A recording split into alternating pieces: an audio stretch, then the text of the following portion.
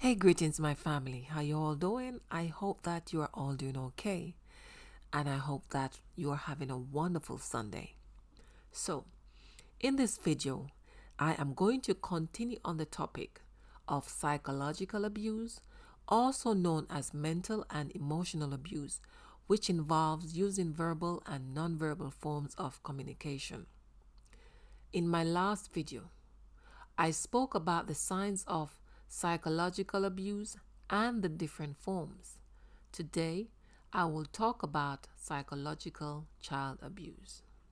Welcome to my channel, Abuse Insights, where I create contents on abuse topics to include but not limited to childhood or domestic abuse. Did you know that children who were raised with abusive parents slash caregivers may have trouble recognizing that they are being abused, as it may seem like normal behavior to them, and as a result, they may carry those behaviors forward and behave abusively or seek relationships with abusers, hence the reason. So many of our women and some of our men are in abusive relationships that are unhealthy, toxic, and full of drama, which in some cases ended sadly. Unlike physical abuse, let me remind you, psychological abuse doesn't leave external bruises. It can be harder to detect, but it can cause severe emotional issues and mental health conditions. Long-lasting problems, no doubt, have a consequential impact on individual relationships, be they personal or professional. Hence, it is important to recognize it and seek help as soon as possible. It is essential for us parents to gain an understanding of the topic for the betterment of our children. Many of us were raised under pressure. We bore the blunt, we bore the pain of everybody's difficulties. But must we do the same to our children?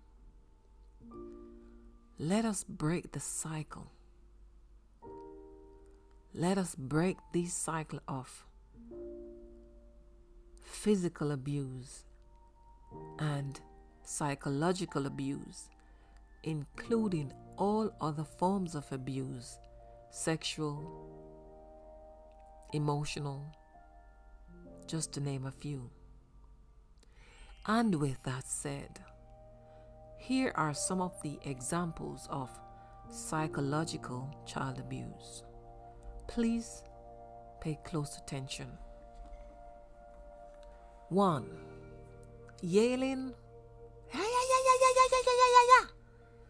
or swearing at the child. Constantly criticizing or picking on the child. Humiliating the child or talking down to the child. Blaming or punishing the child for adults' problems. Threatening to hurt the child or abandon them.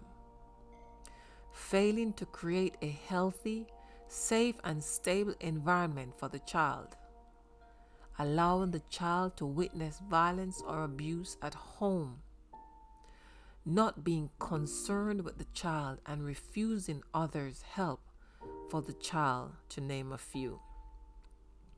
Did you also know that children who have been emotionally abused may have difficulties in school, trouble sleeping, eating disorders such as anorexia or bulimia, mental health issues such as depression, anxiety, low self-esteem, and difficulty regulating emotions, behavioral issues such as aggression, acting out, lying, or trying hard to please.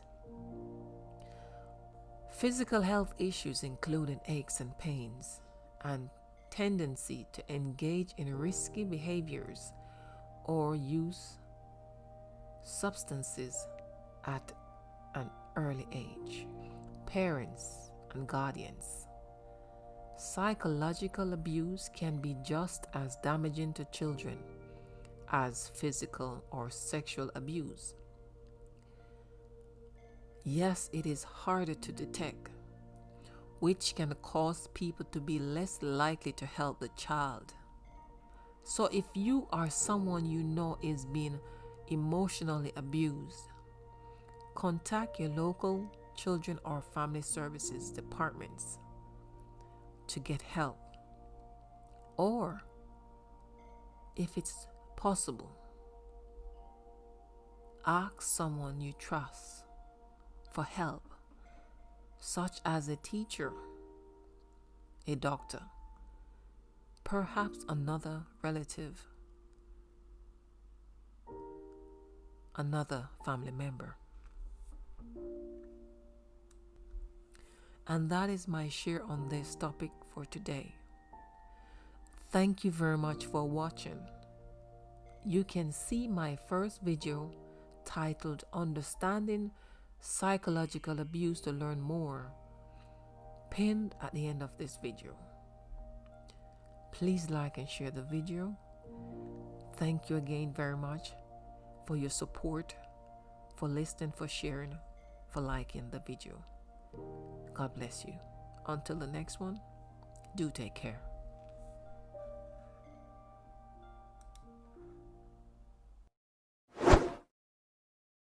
Thank you for watching. If you have not yet subscribed, why not do so today? And if you have listened to this video this far, please click the like button.